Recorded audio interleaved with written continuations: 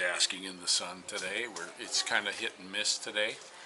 We're not getting full sun all the time, but I'm getting it right now. So, but I was talking to a friend in where I used to live in the Midwest, and I started thinking of something. Another reason why folks should come here to the Philippines.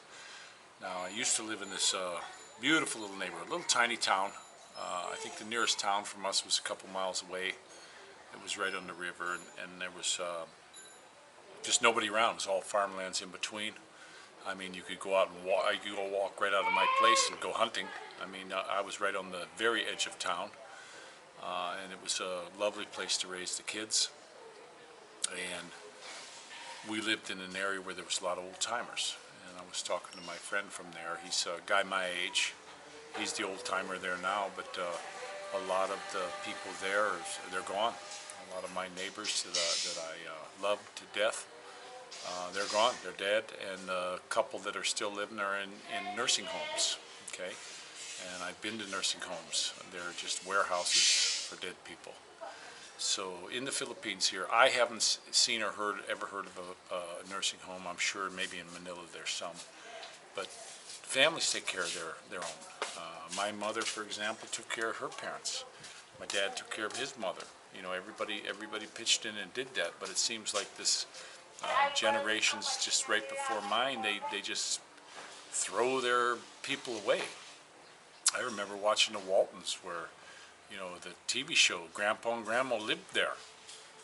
You know, and everybody, if something would happen to them, everybody would take care of them. That's still the mentality here, and that's a real plus for here. Now me, my health is not the best. I've had such bad injuries, and with this weird heart thing going on and stomach problems, you know, I don't know if I'll last a long time. It's up to the good Lord, though, not me. But I have troubles, and I'm staying here because I know I have my family around me. I know my little tiny wife is very small. She's only 4'7" and 120 pounds. But I'll tell you what, she's tough, and I know if I get down and there's going to be trouble, that I don't got to worry. She's got my back, you know. And I do not want to go in a home. If I went back to the States and went down for some reason, I'm sure they would take away all my liberties and stick me in a home somewhere, you know, because, you know, I have a lot of trouble. I do. I get times, you guys don't realize this sometimes, but I get a lot of days I can't even walk. I can't get up. So, and neighbor kids are starting to come, so I don't want to make a lot of noise. Please don't make noise in there while we're doing the video. Please turn that off. So yeah, they start turning it up. It's hard to do the mics here. Today we're really lucky they're not doing the chopping and stuff with all the construction going on. There's like 3 places going at once, and it's been, well, now they just started to saw again, or drill or something. But I'm thinking our new house, when we move, it's going to kind of suck, because we're the first house on the street going up, first house in that whole section. Out of, there's going to be, I forget how many, they said 43 houses going up there, and we're the very first one. And the sad thing is, you know, the rest of them are going to be going up after, so it's going to be very noisy there for a while. I told my wife, I said, once we get in, when they start that construction, it's the perfect time for us to head down to Mindoro and start building our own house. And I got a feeling what I'm going to do, I'm going to just do the whole thing myself. I'll just do it myself. I'll get my wife to help bring the blocks. I'll get them to bring the stuff, and I'll do it myself. I watch these guys, how they do it, and pour the concrete and do all this stuff. There's no reason I can't do that. You know, they can do it. I mean, I'll find out from some of these fellas, and I'll keep watching. I'll start watching how they do it. I see a lot of these concrete places last a long time. They just get fungus on them. That's the problem. I wish I could get some of that Thor paint like they got in the U.S. You know, it's like a sealant paint. If I could get that stuff, that's what I would paint my house with. I want some. You want some what? I want some bubble gum. I don't have any more. I gave you the bubble gum already. It's all gone now. Go play. So, that's where we're at. That's something if you're somebody who wants to come and retire in the Philippines, think about that. You know, now I'm married though. I don't know if it'll work for you, but I know when I've been in the hospital in my lifetime many times. One time for months, 8 months one time, with after the accident and all that. And I wanted Filipino nurses to care for me because they care. I'm serious. They care more than any other nationality of people I ever seen. And I've had some pretty nice nurses, but when it comes to the Philippines, Filipino people, it's just like bred into them. They're the perfect nurses and in the military corpsmen and all that. What, bub? Oh, you want some milk, eh? All right, my little guy wants some milk. But they're definitely the ones to get. And here, you start getting old, they're definitely the ones you want to take care of you. And that's what I want. And I got my little baby. Put this away. Move. Put this back where you got it. I want them and my kids. I'm gonna raise them up. You don't stick your old timers. You don't throw them away. You don't throw them away in a nursing home and just get rid of them. My sister was actually being cared for by my mother, and just for money, no other reason than for money, did her daughter swoop in and steal her off and stick her in a stupid home. She was getting care. She was getting the finest care from my mom, who was a good bit older, and my brother was there. They had like a duplex place, and they were making sure everything was okay. She was all old timers, and she was losing her tree, but she was getting cared for, and she could get around. My mother even went.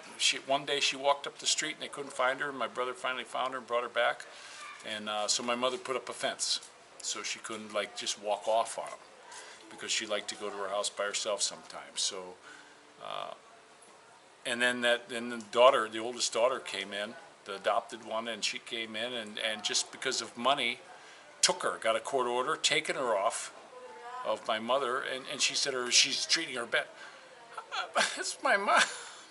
That was my mother. She wasn't treating anyone bad. She was giving her the finest care in the world. That's their beautiful baby daughter. And this skank of a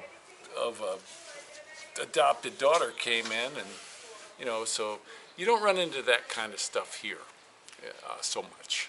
You got some trouble sometimes with people that aren't in the family, but they take care of their own. There's a guy up the street here. The old lady's in a wheelchair.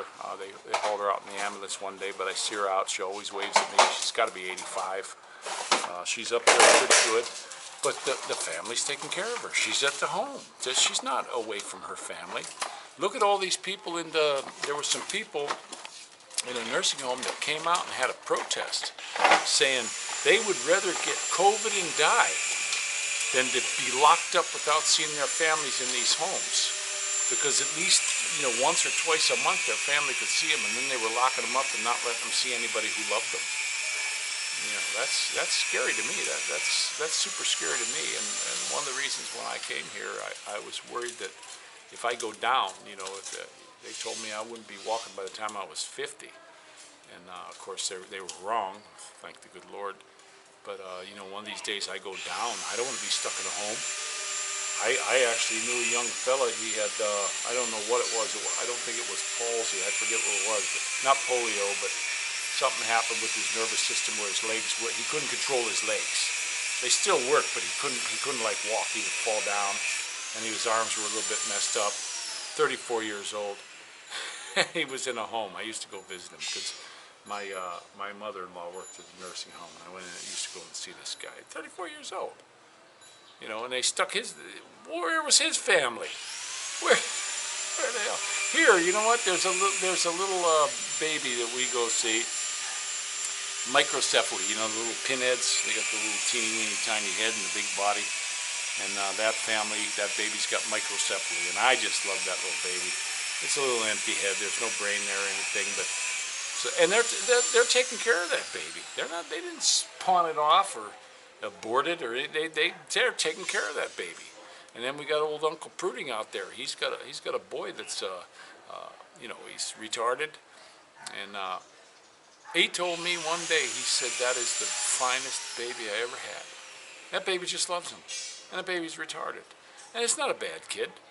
You know, he's not a bad kid at all. He's retarded, but, and one thing I love about this place, people don't think about aborting here. Now, some of the very younger girls may now, but that's unheard of here. You know, it's unheard of here. So I hope the good Lord smiles on this country, and I hope my kids do well here, and I hope there's not war where China tries to come in and take over. I hope things go well. But Rick Shaw, don't forget, drop to your knees, folks. Give it back to the good Lord. Talk to him. He just wants to hear from you. He just wants to hear from you. Okay? And talk to him. I talk to him. I mean, I talk to him all day. You know, a lot. You know, I want to be with him throughout eternity. That's just period. That's just the way it is. So pray to him every day, and pray for all these people. Pray for your enemies. I mean, pray for everybody. Don't leave anyone exempt. So this is Rick Shaw out.